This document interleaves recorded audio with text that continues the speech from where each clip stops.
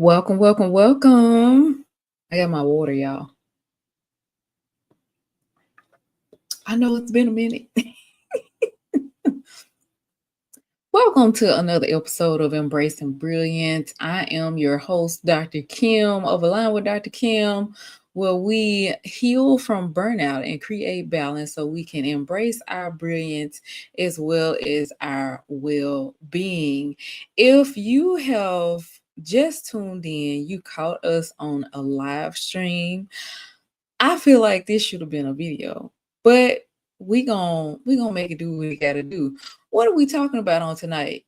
It's time to talk about imposter syndrome, why this happens to high achieving women, and what does this mean for those of us who are ready to step out of a place of imposter syndrome where it never bothers us again, right? So, if you've never heard of imposter syndrome is basically a lie or a mode of thinking that comes up when you are stepping into a new territory, when you are basically denying your own greatness, when you're denying your own abilities about things, or you're questioning your abilities about things. Sometimes they say it's imposter because people are going to find out you're a fraud. Well, that's the mindset of it. Like, well, I can't do this, or eventually somebody is going to come along and figure out that I don't know what I'm doing. Now I'm talking about just the thought of it and everything. It's when you question your own competency, your own skills about a thing, because there are other underlying factors which have not come up to the light yet. But it really is insidious. It's very critical. It's very negative, and it can keep you in a state of burnout. It can keep you living below your purpose, and just the weight and the heaviness of it. What I am looking to share with everyone that's listening to this live is just the relief that you will get from releasing the weight of imposter syndrome, the weight of doubt, the weight of overworking, the weight of questioning yourself in every move, the weight of having to think that everything has to be perfect, which perfect is an illusion in itself. But being able to release that weight and being able to unmask and take off all of those things just so you can live in your brilliance. You can live in who you are and be authentic about it and finally breathe. And you don't have to carry this in your body, in your mind, or in your spirit. So we're going to talk about on tonight. Hey, how are you? Thank you so much for joining in. Thank you all for sharing the live as well. So we got to talk about this as well first. So go ahead and like and comment and subscribe. Make sure you are sharing this out if you know somebody dealing with imposter syndrome. If you are watching the replay and you have been talking about this with somebody about imposter syndrome, go ahead and share this out, because we're going to talk about some things on tonight that will definitely change your view on things and help you release the weight of imposter syndrome. We are unmasking and removing this so we can overcome it, especially if you're a high achieving person, you're a person of faith, and you know that this is something that has to finally be addressed. Follow us on Align with Dr. Kim on YouTube. Facebook is deleting videos. So if you are a friend on my page, shout out to my Facebook fam, or if you are following me on the business page, I think there as well, on our main page, they are going to delete these every 30 days, but you can find these videos over on YouTube. We are on our YouTube journey, and liking and commenting over there, especially liking the channel, will definitely help us out on this end as well to reach more people. Alrighty, so we got the likes and the comments out of the way. I want to start off just with a question about imposter syndrome, and that's bringing your brilliance to the surface. My question for you is, what's one small thing that you've recently experienced or dismissed based upon the feelings of imposter syndrome. What's something that you have done that you basically dismissed and said, oh, that's nothing. You don't even think about it. It's something that you hadn't acknowledged that you need to acknowledge right now, pretty much. But you will know exactly what it is. So that dismissal of things happen when we do not own who we are, when we don't own the truth and the authenticity of ourselves.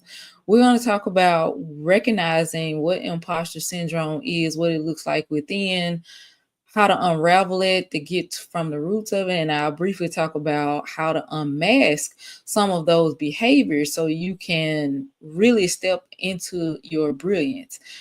At the root of imposter syndrome is basically self-doubt.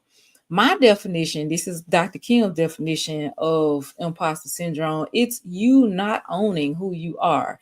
It's you at the brink of coming into who you are. It is the opportunity presented for you to own who you are. So I'm going to go ahead and congratulate you. If you've ever had the feeling of imposter syndrome, you are about to step into your brilliance. You have challenged yourself. You have stepped outside of your comfort zone in some arena, and it's now time for you to take that next step and give yourself permission to believe in your abilities, to see your abilities and call those things out. That is how you will release yourself from imposter syndrome. Imposter syndrome also is pretty much just an illusion and a lie as well. It's not something that you will it's not something that will hold up when you really compare it to the truth. The truth will always reveal everything. And you may be thinking, well, Dr. Kim, my truth is that I don't have it right now. And I'm going to challenge you right now and say, if you've made it this far, you have something. You have brought something to the table. And just because you don't feel it or you're not able to see it right now does not mean that you do not have it. You have what you need. Whenever I would get into the position where imposter syndrome would come up and I wouldn't immediately know, oh, this is imposter syndrome. I didn't know about it until people started talking about it. It came up as, how can I do this if I don't have this? What if I don't have everything together? Do I have enough things to do this? Oh, maybe I just got there because it was a stroke of luck, or just this nagging feeling of, do I really deserve to do this, or can I really do this, or get this done? All of those type of negative talks within, just that talking within your head, or the negative emotions that you feel will be a sign that imposter syndrome is going on. And it's not something that you have to be under your entire life. Is it always present? Yes. I'm gonna go ahead and tell you that right now. And another truth about this is really it causes you to doubt your calling. But the truth is, it's not a reflection of your ability. It is just a complex based upon emotions, based upon your past experiences that we're going to talk about in just a little bit, that always seem to come up. Why? They come up because you have not yet dismissed them. You have not yet owned and come into yourself as well, but you are coming into it. Andrea said small wins. Artina said that's good. Hey, how y'all doing? Thank you so much for coming in. I want to remind y'all too, I am on YouTube as well. We are on YouTube at Align with Dr. Kim also here. But thank y'all for coming in, and thank you for making your comments on here as well. So how do we recognize imposter syndrome within? Recognizing imposter syndrome can look like you being afraid of being exposed. If I step out and I talk about this, people are going to know that I don't know everything about it. It's okay to not know everything about it. This is something I was saying at the beginning about when I would realize that I was coming from a place of self doubt, reframing is also another thing that will help you in that.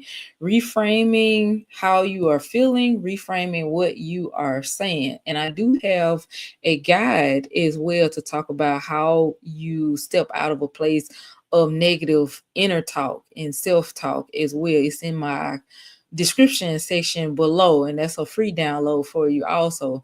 But reframing how I was feeling, what I was thinking, instead of saying to myself, well, what if they find out I don't know anything? I will start asking myself, well, what if somebody needs to hear what I have to say?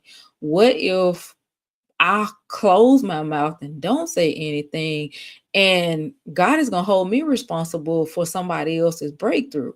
What if I am supposed to bring something or say something in a way that resonates with somebody, like they're actually able to hear me say it, or they're actually able to hear what they need to hear so they can take a next step in their life? Sometimes a breakthrough is just you realizing something. It doesn't have to be an immediate quick answer. It could be, oh wow, I do need to stop doubting myself. And if somebody is able to hear that and they're able to move forward in life, you have contributed to somebody else's well-being because you stood in who you are.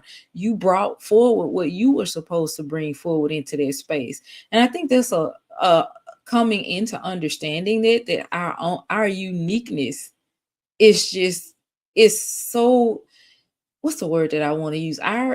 We're just so unique in a way that your gift is yours, and the call for your gift is specifically for yours.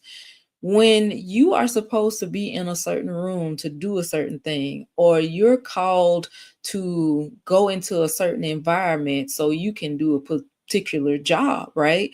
Like out of all the other applicants, you were chosen because there's something in you that's needed in that place, and there's something that you need in it as well. So it works both ways. Your calling will make room for you, and the room that you in that you are in will call forth and bring something out of you, just because you are you. Never forget that, how unique you are.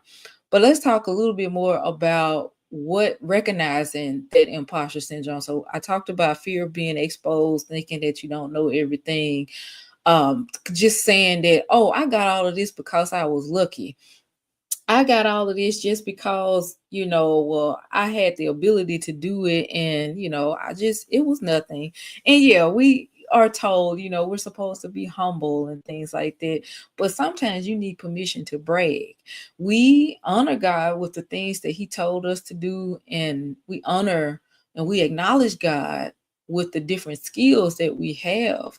We acknowledge Him. I don't think sometimes we acknowledge the fact that it's a gift from Him for us.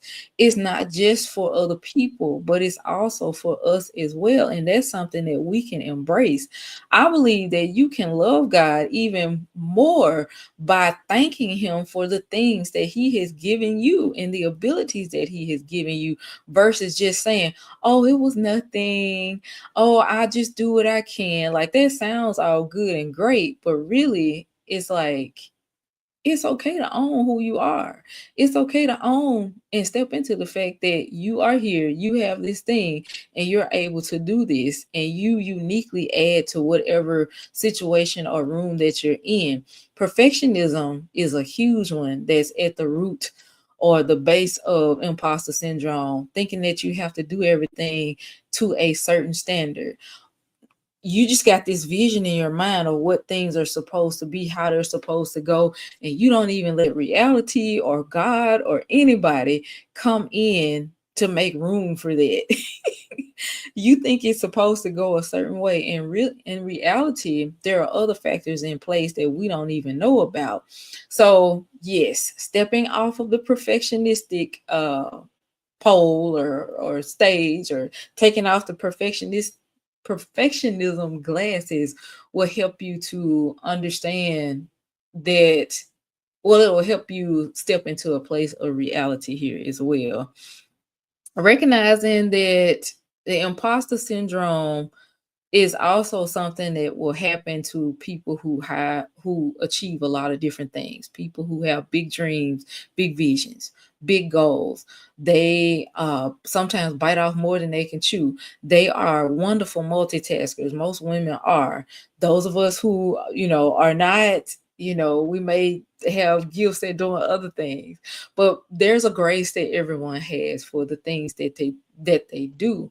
But when you're somebody who wants a lot, you do a lot, and you just feel driven, you have, multi-passionate, you just love all of these things, and you're involved and engaged in all of those things, which is wonderful. Sometimes that imposter syndrome will set forth, and you will not acknowledge or own any of those wonderful and great things that you've done. And the three different types, there are three different types I want to talk to you about as well with imposter syndrome. So we talked about perfectionism. That's one of them. Being a perfectionist. I will say this too. This is just a side note.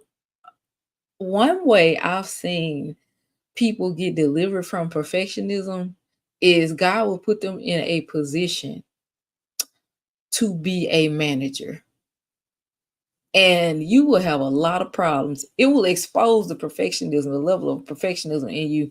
That God will put you in a place of management, because things will go just so things will be so chaotic until you actually just reach out and look for help with things, whether that's through therapy, through prayer and meditation to God about, why you're going through so many different things. Called people who have perfectionistic personalities or tendencies will want to micromanage. They will want things to be an exact certain way, and for them to release and give up their control is almost like crushing their ego, crushing who they are on the inside, because they're so attached to the vision that they have. And I've actually seen God rehab people and show them their gift of vision and help humble them just by raising them up and giving them those positions so they can grow into it. Being a perfectionistic type of person, and it will also cause a lot of issues with the people around you. Like, they will give you feedback to let you know, like, hey, this isn't working, we need to address something here. Giving people the room to be themselves as well is also a challenge for people who act in a perfectionistic way as well. Because if we think that everybody else has to be at a certain standard, it really doesn't give them room to come in and be and develop and grow themselves. This is why I love John Maxwell's leaderships programs and the things that he teaches people. He talks about all of those things, how to be a self-aware leader, and basically how to come out of those things with perfectionism and imposter syndrome. Like, you can't learn to lead other people until you're leading yourself well. Also, the second type of imposter syndrome, like the types, and when I say types, it's more so, it's not like, okay, let me say this. It's a behavior pattern. That's what I'm trying to say. The expert, the person that, oh, I'm the expert at this. I know how to do this. The know it all, pretty much. They know how to do all sorts of things. And the soloist is a person that has imposter syndrome and perfectionistic tendencies as well. Soloist, trying to do everything on your own and not even understanding that you need other people, you need other skill sets to help you level up to get to where you need. Trying to learn all the things, taking all the courses, reading all the books so you can have all the information. Sometimes trying to do all three of them. Perfectionism, I know I had all three of them. I was operating all them things, boy, before it was revealed to me, and I had to heal and grow from those things. But yeah, trying to do everything on your own, it's a no-no. Leave the 99 for the one. There you go, Artina. Yes. So those are ways that we can recognize that, hey, this is the imposter syndrome coming up and showing up. So what, like, what do we do with these things? Like, where did it come from? Where did all of these things come from? And I say start within, like you have to reflect back as well. Reflecting back to what happened when you grew up, what happened in the environment. Were there people around you that reprimanded you because you didn't do things a certain way to their standards? And you kept getting reprimanded over and over and over again, and you were only praised when you did things exactly the way they wanted you to do things. You were not allowed to question, you were not allowed to ask for clarity. You didn't even get any of those things. If a person grew up in that type of environment, it will cause you to have a self-doubting self-talk or self-doubt position about yourself. You would be questioning all the things that you were doing until you had learned to come into a place where you are acknowledging yourself and giving yourself the validation that you need to come out of those things. That's one way of upbringing. Another way is societal pressures. As a woman, there is so much pressure from society on being a certain way, having a certain look, coming into a space with a certain background. You got to be all put together. You have to be the mother, the perfect girlfriend, the wife, the teacher, the preacher, all in one space. And that's exactly what we don't want. Those are the things that we want to break free from, those societal pressures. Also, the perfectionistic tendencies that we sometimes have for things to look a certain way. Like I said, those are illusions as well. So, what are some of the core beliefs? So, those are things that kind of start the process. And inside, some of the major things that we are thinking that will hold us back and really make us like not reach to our full potential or really walk deeper into our purpose, because you can't be just on the surface level of it and still be in imposter syndrome with the doubting of yourself. I must be perfect to be worthy. When you attach perfection and your worth to one another, and perfection is an illusion. Like the goalpost is always moving with that. You'll have one thing, and sometimes these visions and the things that you say you want or how you want things to be, they're not even really yours. They can have been implanted by somebody around you because it was the thing to want. It's not even yours. And that's definitely something that has to be addressed. Like, is this something that you even want, or why do you want it? Asking yourself those things. If I make a mistake, I'll be exposed as a fraud. That's another core belief. I don't deserve this success. Feeling guilty about winning, feeling guilty because you got your degree and the other three people that you grew up with, that you were knit tight with, they didn't get theirs. They had worse, well, they had different outcomes in their life. I won't say worse, because we really can't say who has, who's worse off and all of those type of things. But if they have a different experience than you in life and you feel guilty for something that you got, those type of things, those are negative beliefs that will cause you to not own your gifts and your skills and your talents. You worked hard for that degree. You decided that that's what you wanted. You put your mind to it. You set out for goals. And it's a lot of people who make up goals, or they will choose to, that they will know what they want, but they won't be able to go after it. So that's a success within itself when you're able to step forward and go into things that you really wanted to go into. But believing that you don't deserve your success, that's another core belief and things that have to be addressed. Others have it more together than I do. Oh gosh. Oh, everybody else just seem like they stuff so together. I really can't get my stuff together. And if you notice you saying things like that to yourself, friend, I'm gonna tell you this even as well. It that is another illusion as well that people got their stuff together. You never know the full story of anybody's life, not even your own. What if you are exactly where you need to be right now? Because sometimes when you're in a moment of chaos, that's the perfect place to pivot. That's the perfect time.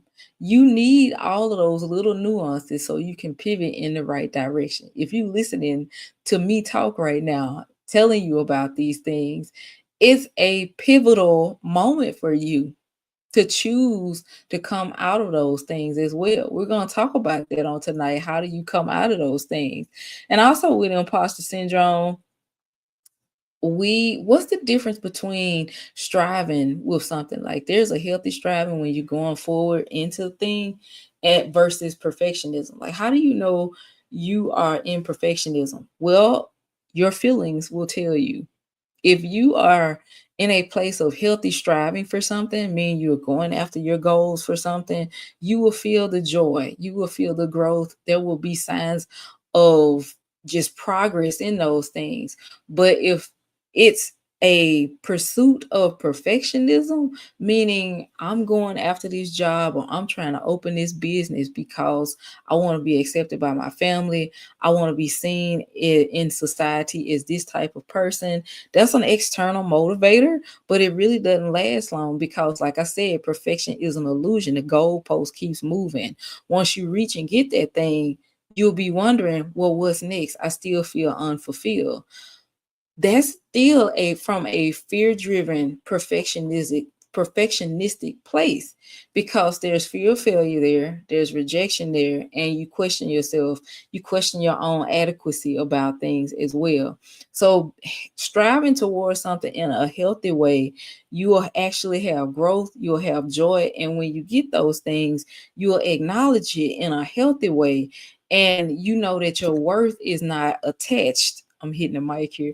You'll know that your worth is not attached to the outcome, but your worth is just inherently something that you have. And what you receive are things that they're an expression of just who you are. And you're able to enjoy those things and live them. I hope this is making sense. This is good. I know I when I looked into this, I learned a lot of things, especially starting to understand those core beliefs and what they sound like. And like I said, in my guide that I have here, the guide that I wrote, the Burnout to Brilliance guide, it focuses on understanding what burnout is, the signs of it, what stage you're in, and what you need to do, but it also addresses those negative internal core beliefs that you have. And it helps you get into a plan for self care on how to start walking through that, how to walk out of it. Because the more you start to acknowledge yourself, the more you start to do things for yourself, and it puts you in a logical frame of mind versus an emotional state of being. And when we are in our emotions, that imposter syndrome will just it will keep swirling you in it. It's just like a whirlpool that never and it constantly sucks you down. But when you're able to come into a place of logic and you're able to observe, you're able to see things, you're able to separate feelings from facts, and you start following the facts more, you start proclaiming truth more over your life, you're able to rise above those things. And that's the simple part about how to step out of it using self-care as a plan for that. And I do have that for you as a free guide as well for you to download. You or a friend, it is for you. So you can download that in the link in my description. That's my pin site link that you can download that from. How do we unmask that brilliance? Now, I am talking about dropping the imposter syndrome, dropping the self doubt, dropping the perfectionism. How can we start to release those things? Some of the strategies to do that. I'm going to talk about 5 of them. The first one I kind of already went into, it was about separating your feelings from your facts. So that's focusing on the evidence of your competence, being able to really look at a situation. This goes back to the question that I asked at the beginning. What is something small that you overlooked or that you dismissed here that you recently experienced or did, but you dismissed it due to those feelings of imposter syndrome? If you were able to start back going to the gym recently, or you just recently decided that you were going to change up your diet because you needed to eat less sugar. I'm just using examples here, but these are things that people do. If you were able to clean out a part of your car or rearrange something so it will add to the ambiance and the serenity in your home, that is something to really look at. It requires a person to have a level of skill to go in and rearrange things and to just have a vision for those things. So it's not anything to take lightly. The fact that you did that, not feeling like, it's something that should be praised. Sometimes you can trace that back. If you see a pattern that you are always, it's like, wow, it's really hard for myself to just acknowledge the things in myself. I would really challenge you or ask you, who in your childhood really did not acknowledge you? Who is it that was telling you those things, or the lack of them telling you those things? And when you recognize that, oh, it was this person, or it was this teacher, or it was this person in society, or it was this other person, you will start recognizing when that voice comes in, because all of our internal thinking and the thoughts, we just sort of pull those things. When we were growing up, before you hit the age of 6 and 7, your brain started forming ideas about who you are, about the world around you. And those are the foundational things that you started to grow from. I don't know why I'm thinking about the movie, um, oh gosh, Inside Out. The movie Inside Out is great at this, at giving a visual, Pixar film, giving a visual for how our brain operates and the different, how our emotions start to growing, how our emotions develop, I should say, the growth and development parts of it. But in that in that exercise, when you're recognizing, okay, is this really my own internal thinking and how can I change this? You start to separate, okay, this is an old feeling that I was going through. The fact is that this was something that I did, it's something that I needed to do, and I'm grateful that I could do it. You start to focus more on the fact, you start to train your brain to start looking more at the facts than how you are feeling. So when you're in other situations, you can start moving on the facts versus being in the whirlpool of the feelings. So that's one way to take care of it. Another way to unmask your brilliance and to come out of that place of self-doubt is challenging your negative self-talk. That's replacing the self-criticism with self-compassion. And I just gave you an example of that. Expressing what you're grateful for, the things that you have done, acknowledging your accomplishment. I call this keeping a success list or a success vault. You need to learn to own your successes. And one of the best ways to start doing that is to keep a list. Keep a list of the things that major, now it doesn't have to be major things, major, minor, just whatever things that some people have to even start with. I learned to walk, because your brain kind of gets caught up in that negative pattern so much about yourself. The thoughts are not as loving and kind, but once you, it's called a thought train. Once you start going in one direction, each thought builds upon the next. So you start looking at it. Okay, I graduated from high school. Okay, I went, you know, I went to this place. I went to that place. I worked at this establishment. I was able to hold this position for this long. I was able to really raise my child in the ways that I thought was best for them. I was able to give my child a nice home. I am working towards doing this and doing that. You see how it starts building up? You start saying one thing and it starts to build. But keep all of those things in a list form because it's something that you will refer back to. Not only does that act of writing those things down help your brain trigger into seeing the successes that you made, it will be a great moment of recall to come into when you step into the mistakes in life. And we reframe mistakes as learning opportunities. So I'll say you step into a learning opportunity and you affirm yourself by reviewing your success list, all the accomplishment and things that you have done in life. It will help you to grow as you go forward.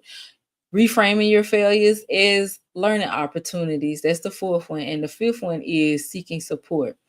The truth about imposter syndrome is that it thrives in isolation and it cannot survive in community. When you're able to talk about these things in spaces, when you're able to just talk through things and be honest with how you're feeling, even if you're just being honest with yourself, hey, I'm feeling a little doubtful right now. Um, I need to really find some positive things about myself. And when you can discuss those things with other people that are mentors, people that are positive, people that are your peers, they are safe people that you can trust. Those things really breaks the hold of the power those things have over you. It's no longer a place of sinking, but it's a place where things can be revealed and you can actually get the help that you need to help pull you out of those places as well. Another truth about and I've been saying this about the illusion, but those are false narratives. They're illusions, those are lies, those are things that we have to call out the lie. It is not true that you don't deserve this, that you is something that you don't deserve.